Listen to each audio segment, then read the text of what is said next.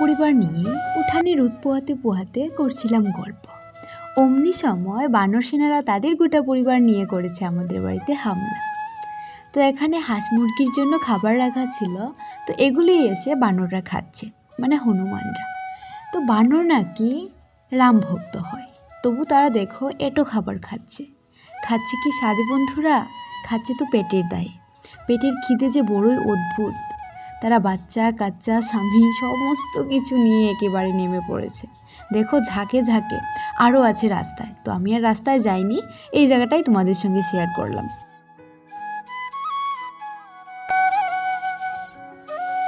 মা আর মণি মিলে গিয়েছিল সংক্রান্তির বাজার করতে।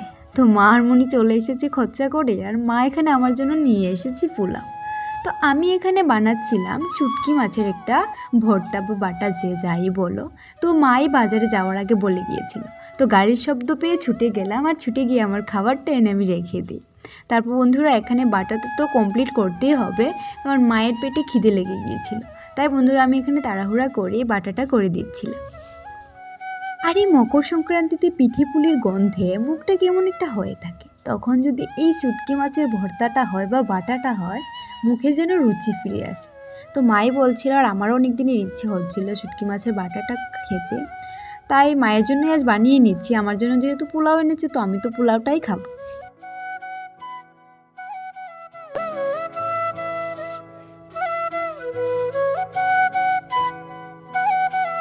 আমি বাড়তে পারি তো কাটতে পারি না, আমার হয়েছে ঠিক এই অবস্থা। আমি বেটে তো নিয়েছি শুটকি মাছের ভর্তাটা, কিন্তু শিলনোড়াটা আর পরিষ্কার করতে পারিনি।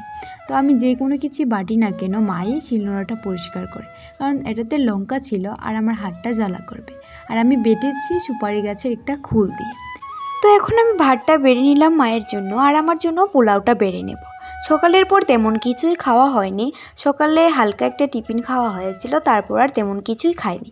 আর এখন বাজে প্রায় 1টার মতো, তো সবারই পেটে একটু টান পড়েছে। শুভ দুপুর আমার মিষ্টি বন্ধুরা। ত্রিপুরার একটি ছোট্ট গ্রাম থেকে আমি রিমা। আমার এই ছোট্ট পরিবারে তোমাদের সকলকে জানাই অনেক অনেক স্বাগত। জানি তোমরা অনেকক্ষণ ধরেই ব্লগটা দেখছো, তবু তোমাদের আমার ব্লগে আবারও জানাই অনেক অনেক স্বাগত। সারাটা দিন আমার সঙ্গে থেকে আমার ব্লগটা কন্টিনিউ দেখতে থাকো। আশা রাখছি আজকের ব্লগটা তোমাদের ভালো লাগবে। তো যদি একটু ভালো লেগে থাকে তাহলে প্লিজ একটা লাইক করে দিও। মা এখানে বসে বসে অনেকটা মন খারাপ করছিল, কারণ ভাই এতটা দূরে এর আগে কখনো যায়নি। তাই মায়ের মনটা একটু খারাপই লাগছিল, যেহেতু সংক্রান্তির মধ্যে ঘরের ছেলে ঘরে থাকবে না, একটা খারাপ লাগার বিষয়। তাই এখানে মায়ের মনটা ভালো করতে মা আমাকে শুধু বলেছিল যে একটু নেল পলিশ দিয়ে দিতে, কিন্তু আমি ওই যে ধরে আনতে বললে নাকি বেঁধে আনে না, কি একটা আছে না, তো সেই রকম মা বলেছিল নেল পলিশ দিয়ে দিতে, আর আমি আলতা সমেতও দিয়ে দিলাম। তো মায়ের পায়ে আলতা দেখতে জানি না আমার কেন এতটা ভালো লাগে, জানি না কার কেমন লাগে মায়ের পায়ে আলতা দেখতে, কিন্তু আমার মায়ের পায়ের আলতা আমার খুব ভালো লাগে। তো মাকে আলতা পরিয়ে নেল পলিশ পায়েও দিয়ে দিলাম, এখন হাতেও দিয়ে দিচ্ছি।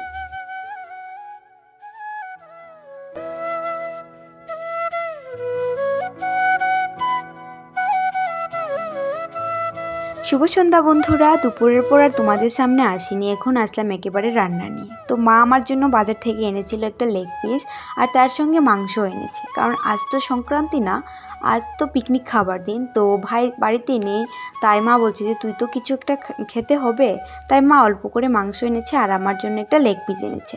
তো এগুলি এখন রান্না করে নিচ্ছি।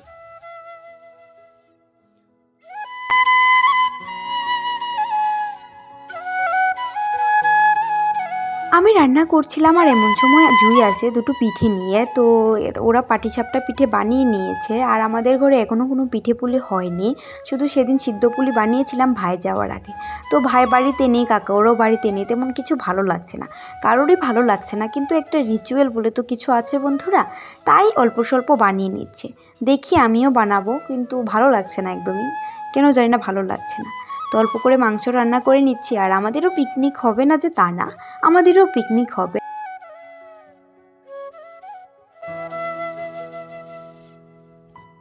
ঘরে রান্নাটা সেরে চলে আসলাম পিকনিকের স্থানে। তো আমাদের বাইরে কোনো ভুড়ির ঘরটর বানানো হয়নি, এখন তো অনেকটা বড় হয়ে গেছি, আর আমাদের ধান পান এগুলি কিছু নেইও, আর কেউই আনতে যায় না, এই যে খেটের বড় কেউই আনতে যায় না, তো কী দিয়ে আর ঘর বানানো হবে, তাই আমরা ঘরের মধ্যেই খেয়ে নেব।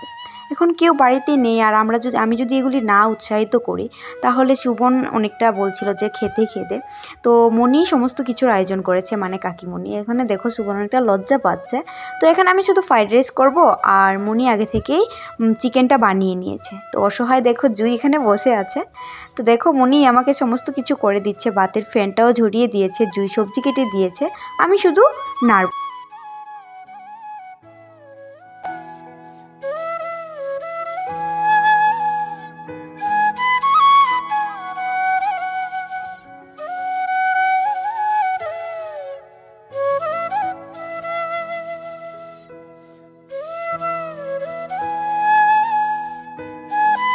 পিকনিকের রান্না কমপ্লিট, আর রাত্রি যত বাড়ছে ঠান্ডাটাও বাড়ছে, তাই বন্ধুরা আগেভাগে খেয়ে টেয়ে বিছানায় শুয়ে পড়াই ভালো। তো এখানে দেখো ভাত বেড়ে দিচ্ছে মনি, আর আমি এখানে সবার থালে থালে পাঁপড় দিয়ে দিচ্ছি। তো এখন খেয়ে নেবো। দেখো এটা আমার থালা, আর আমি অন্যদের থেকে আলাদা, কারণ আমি ঘি খাই না। তো আমারটা ঘি দেওয়ার আগেই আমি তুলে রেখেছিলাম, আর পরে ঘি ছড়িয়ে দিয়েছিলাম। তো বন্ধুরা দেখো এখানে আমরা পিকনিক খাওয়া হয়ে যাচ্ছে।